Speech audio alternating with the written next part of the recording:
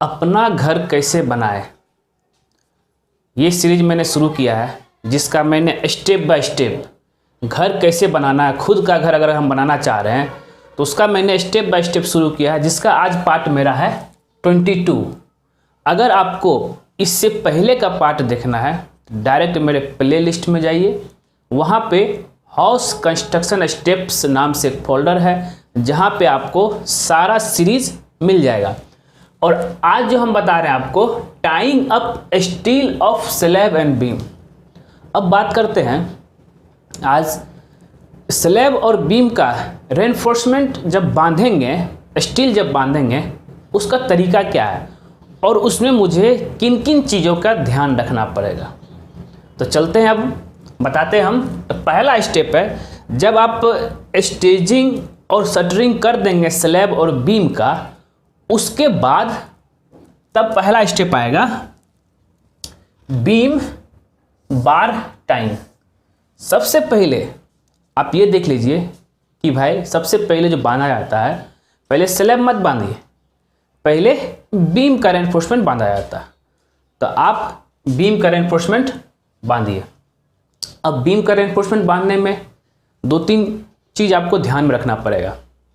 अब यहाँ पर हम बात करते हैं, अगर मान लिया जाए ये कॉलम है, ठीक है, और ये मेरा बीम है, और ये मेरा बीम हो गया और इसी में स्लैब है। तो अगर साइड में कॉलम बीम का सबसे साइड वाला कॉलम हो, मतलब पहला कॉलम हो, उसमें रेनफोर्समेंट हमेशा जो होता है ये इधर से रेनफोर्समेंट आता है, ये हमेशा यहाँ से यहाँ तक LD जाता है, जिसको हम लोग डेवलपमेंट लेंथ भी बोलते हैं। टॉप वाला रेनफोर्समेंट ऐसे गया और बॉटम वाला भी रेनफोर्समेंट ऐसे जा करके ये ऐसे होता है। अब बात करेंगे भाई डेवलपमेंट लेंथ क्या होता है। तो डेवलपमेंट लेंथ के बारे में भी हम आपको बताएंगे। तो ये एक्चुअली में आप एज पर थंब रूल के हिसाब से ये 40D से लेकर के 50D तक ले आ जाता है। तो LD इक्वल टू यहाँ ले लेते हैं 40D। अब बात करते हैं यहाँ D क्या है भाई। D इक्वल टू यहाँ हो गया डाया ऑफ बार। अगर मान लिया जाए यहाँ पे अगर हम इस बीम में हम अगर 12 का रेनफोर्समेंट यूज कर रहे हैं, ठीक है, तो कितना आ जाएगा, तो 40 इंटू 12, ठीक है। ये अगर if D equal to 12 mm तो 480 mm हो गया। मतलब यहाँ से ये जो रेनफोर्समेंट आएगा यहाँ से ये अंदर जाएगा, ये 480 mm तक जाएगा। और नॉर्मली हम लोग क्या करते हैं, जो कॉलम बनाते हैं, कॉलम ज़्यादातर हम लोग देते हैं कितना, 300 mm का, चाहे 250 mm का। तो अब तो उतना हुआ नहीं, यहाँ से यहाँ तक तो 250 ही लगभग आएगा। तो उससे 250 से और बढ़ाने के लिए इतना 480 लाने के लिए इसको हम लोग डेवलपमेंट लेंथ लेते हैं। तो इसका ध्यान रखिएगा। इसमें बात करते हैं डेवलपमेंट लेंथ और लैपिंग लेंथ। लैपिंग लेंथ भी लगभग वही होता है। अगर मान लिया जाए ये कॉलम आगे तक गया और हमको यहाँ पे, और ये आगे तक जा रहा है ये बीम, तो हमको यहाँ से आगे इसको अगर लैपिंग करना हो सरिया का, तो लैपिंग कैसे करेंगे। लैपिंग करने के लिए भी तरीका है। लैपिंग करने के लिए हम लोग यहाँ पे इसको कौन सा, अगर ये मेरा L है, टोटल यहाँ से लेकर के यहाँ L है, तो बॉटम रेनफोर्समेंट को हमेशा कोशिश कीजिए L/3 में, ये L/3 में इसको लैपिंग करने का। जब भी इसको आप लैपिंग करेंगे, इसको आप लोग L/3 में लैपिंग कीजिए, फिर आगे जाएगा। ये क्लियर है।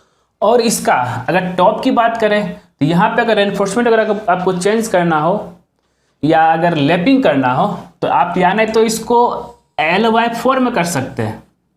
इसका लैपिंग आप यहाँ से इस स्पेन से L/4 में कर सकते हैं, या नहीं तो आप ये इसका लैपिंग आप करेंगे L/2 में, पूरा मिड में। अगर और आगे हम चले यहाँ से, तो इसको आप लैपिंग करेंगे अगर L/2 में। इसका लैपिंग हो जाएगा यहाँ पे, L/2 में लैपिंग करेंगे। ये दो कंसेप्ट क्लियर है, हो गया। अब L/2 क्या हो गया, L/2 में लैपिंग कर दिए। तो हम यहाँ पे, आप यहाँ पे कंफ्यूज कर रहे हैं भाई ये क्या दे दिए हम, ऐसे रेनफोर्समेंट फिर वहाँ देते। यहाँ पे जगल करना जरूरी है। अगर जगल से रिलेटेड आपको वीडियो देखना है तो मेरा वीडियो बन चुका है, आप उसको देख सकते हैं, जगल करना क्यों जरूरी है। तो अब आगे चलते हैं। तो जब भी लैपिंग करेंगे ना, चाहे वो कॉलम हो, बीम हो, चाहे स्लैब का रेनफोर्समेंट में, जगल आप जरूर मारिएगा, ठीक है। अब आगे चलते हैं स्टीरअप का। स्टीरअप का हुक नॉर्मली ज़्यादातर देखा गया है साइट में। स्टीरअप जब भी हम लोग बनाते हैं, अगर ये मेरा बीम है, ठीक है, इसमें मेरा रेनफोर्समेंट हो गया, तो इसमें अगर हम स्टीरअप देते हैं तो इसको हमेशा कोशिश कीजिए साइट में, इसको जो यहाँ जो बेंड होता है हुक, ये आपका 135 डिग्री होना चाहिए, क्लियर है। लेकिन नॉर्मली करते नहीं है लोग। क्या करेंगे, इसको ऐसे लाते हैं हुक को, स्टीरअप को ऐसे करके इसको इधर ले दिए, इसको इधर ले दिए, इसे करते हैं। लेकिन यहाँ पे आप 135 डिग्री जरूर कीजिएगा। तो जब भी स्टीरअप आप बीम का स्टीरअप बांधेंगे तो उस समय ये चीज़ का आप ध्यान रखिएगा। बीम का स्टीरअप बस यहाँ शुरू होगा कॉलम के फेस से, फिर यहाँ इस कॉलम तक आएगा। एज पर ड्राइंग आपका जिस हिसाब से दिया हुआ है उस हिसाब से आप जा सकते हैं, क्योंकि फ्लोर वाइज के हिसाब से फर्स्ट फ्लोर के रेनफोर्समेंट डिटेल अलग होता है, सेकंड का अलग होता है, थर्ड का अलग होता है। मैं आपको टाई करने का, बांधने का तरीका बता रहा हूँ कि स्लैब और बीम का रेनफोर्समेंट बांधना कैसे है। यहाँ पे मैं आपको रेनफोर्समेंट डिटेल नहीं दे रहा हूँ, ठीक है। तो अब हम बात करते हैं स्लैब बार टाइंग। अब बात आता है स्लैब बार टाइंग का। स्लैब बार टाइंग का भी सेम प्रोसेस है। बॉटम रेनफोर्समेंट बांध दीजिए आप, बॉटम रेनफोर्समेंट देंगे, उसका भी अगर लैपिंग देंगे तो वो L/3 में देंगे, क्योंकि आपका तो जितना बड़ा एरिया आपका छत है उतना बड़ा तो आपका सरिया होगा नहीं, तो कहीं ना कहीं तो लैपिंग देना पड़ेगा। इनकेस अगर आपका लैपिंग यहाँ आ जाता है तो गलती से भी बॉटम का रेनफोर्समेंट मिड में मत दीजिए, ठीक है, मिड में मत दीजिए, और उसको हमेशा जो है L/3 में दीजिए। वहाँ से काटना पड़ेगा, अगर काट दे तो उसको बाद में स्लैब का टॉप में रेनफोर्समेंट में यूज हो जाएगा। तो इस तरीके से आप दे सकते हैं। तो स्लैब का रेनफोर्समेंट वही उसी प्रोसेस से बांधना है। फिर बात आता है इलेक्ट्रिकल पाइप लेआउट। अब बात करते हैं इलेक्ट्रिकल पाइप लेआउट की।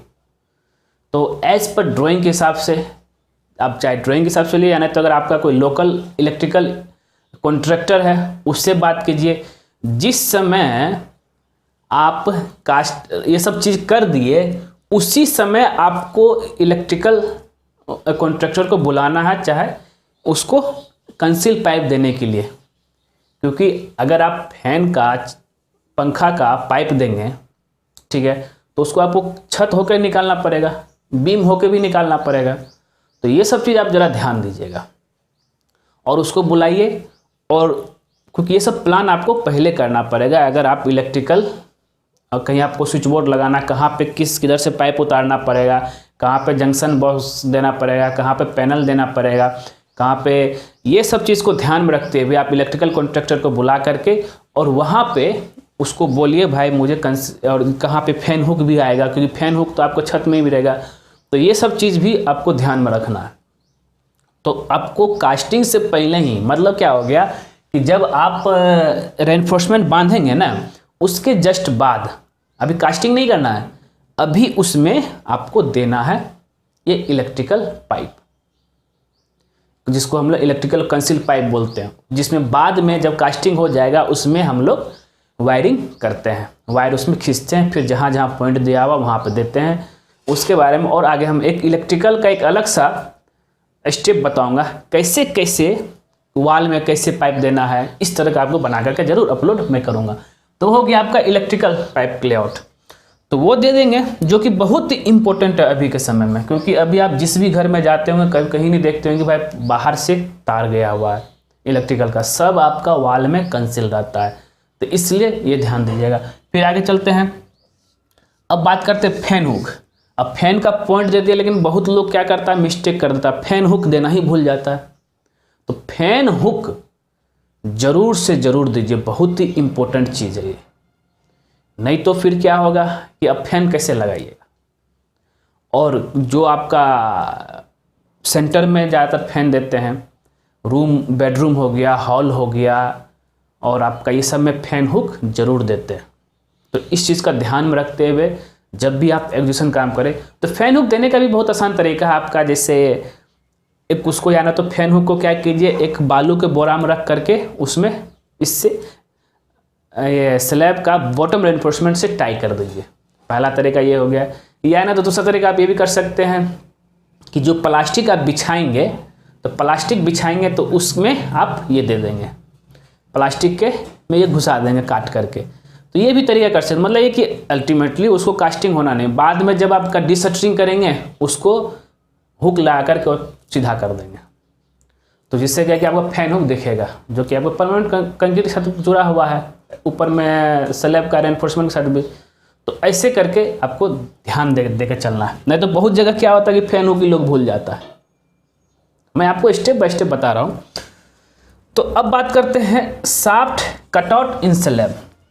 बहुत जगह प्लम्बिंग पाइपलाइन को मूव करने के लिए हम लोग कटआउट देते हैं। प्लम्बिंग पाइपलाइन अगर मान लीजिए कि ये छत है, छत में हम लोग थोड़ा सा तो प्रोजेक्शन निकालते ही हैं, ऐसे करके प्रोजेक्शन निकालते ही हैं। तो प्रोजेक्शन निकालते अब पानी का पाइपलाइन जब लेके जाएंगे इससे करके, अब तो हम पानी का पाइपलाइन तो ऐसे कर घुमा करके तो ऐसे लेकर नहीं जाएंगे ना। तो इसको यहाँ पे हम लोग को पहले से कटआउट छोड़ दीजिए। कास्टिंग से पहले ही वहाँ पे एक प्लाई का बॉक्स बना दीजिए, तो कुछ बोतल रख दीजिए, तो वहाँ एरिया कास्टिंग नहीं होगा। और प्लस ये हो गया, तो जिस हो गया आपको पानी, क्योंकि ये सब चीज़ आपको प्लान पहले करना पड़ेगा। ऐसे नहीं कि मतलब पहले कास्टिंग कर दे फिर बाद में प्लम्बिंग के बारे में सोचो, फिर क्या होगा कि आपको छत को तोड़ना पड़ेगा। क्योंकि छत में आता है हम लोग जो 6 इंची का प्रोजेक्शन निकालते हैं, चाहे 1 फीट का भी निकालते हैं, तो वो सब चीज़ में आप ध्यान दीजिएगा। तो ये जहाँ पे आपका पाइप प्लम्बिंग का जाना हुआ, चाहे जहाँ पे बाथरूम हो चाहे किचन का, उसके ऊपर तो जाएगा ही आपका एग्जॉस्ट के लिए आपका ये सॉरी बोलते हैं वेंट पाइप। तो वेंट पाइप के पास तो आपको कटआउट जरूर छोड़ दीजिए पहले से ही, तो बाद में तोड़ना है ही, बाद में तोड़ेंगे फिर उसका खर्चा आपको अलग लगेगा भाई, उस जगह हम कास्टिंग ही नहीं करेंगे। एक ये हो गया। और जहाँ जहाँ पे आपका एज पर ड्राइंग के हिसाब से अगर कहीं शाफ्ट है कहीं कटआउट है, तो उस चीज़ को भी आप ध्यान में रखते हुए वहाँ पे आप कटआउट दे दीजिए वेंटिलेशन के लिए, चाहे जो भी है। जहाँ पे स्लैब नहीं हो आप नहीं दीजिए, तो एज पर ड्राइंग के हिसाब से ही चलिए, तो वहाँ पे आपको सुविधा होगा। तो शाफ्ट और कटआउट किसके लिए चाहिए था हम लोग का? प्लम्बिंग, ज़्यादातर प्लम्बिंग के लिए। तो ये हो गया। तो ये है सबसे इम्पोर्टेंट चीज़ जो अगर आप थोड़ा सा भी नज़रअंदाज करेंगे, थोड़ा सा भी इसमें सोचेंगे नहीं चलो भाई जैसा कॉन्ट्रैक्टर बोल रहा है वैसे ही करेंगे, तो बिल्कुल मत। कॉन्ट्रैक्टर अपना समय को बचाने के लिए कम मेहनत करता है। वो जैसे मन तैसे सोचता है कि भाई कि आम आदमी को तो कुछ समझ में आएगा नहीं, तो वो क्या करता है कि अपने हिसाब से झरबड़ी में जैसे तैसे ढाल के बना के दे देता है। और आपका थोड़ा सा सुपरविजन के गड़बड़ के कारण बाद में देखिएगा बिल्डिंग कमज़ोर हो गया है, क्रैक हो गया, फिर कॉन्ट्रैक्टर तो अपना पैसा वैसा लेकर के तो निकल गया, उसको क्या मतलब। तो ऐसे चीज़ आप ध्यान जरूर दीजिएगा जब भी कभी आप रेनफोर्समेंट, तो जब भी सरियाज बांधिएगा स्लैब और बीम का। ठीक है दोस्तों। तो दोस्तों उम्मीद करता हूँ कि ये चीज़ आपको ज़रूर पसंद आया होगा। अगर पसंद आ गया है ना, ज़रूर उसको लाइक कीजिए और अपने दोस्तों के साथ भी शेयर कर दीजिए। और ख़ास करके हमारे चैनलवा को सब्सक्राइब कर दीजिए।